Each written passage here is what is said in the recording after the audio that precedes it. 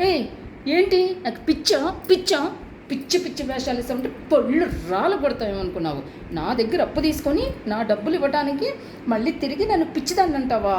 అరిస్తే పిచ్చిదాన్ని అంటావా? ఇది చూడు, చెయ్యి ఎలా ఉంది, రఫ్ వాడిపోతుందేమో అనుకున్నా. ఒక్క దెబ్బ కొట్టాను అనుకో, దిమ్మ తిరిగి చుక్కలు కనిపిస్తాయి నా కొడక.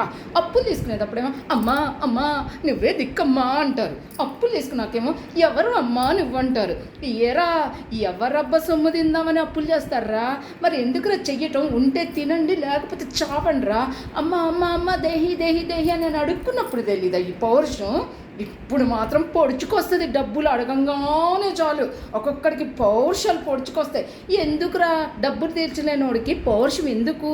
ఒక్క మాట చెప్పు, ఒకే ఒక్క మాట.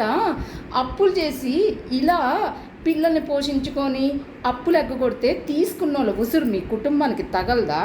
సరే, నేను వడ్డీ డబ్బులు ఏమన్నా అడిగానా? అసలు కొంత అయినా ఇవ్వగలిగినంత ఇవ్వరా అన్న. లేదు, నేను రూపాయి కూడా ఇవ్వలేనని చేతులు ఎత్తేస్తున్నావు.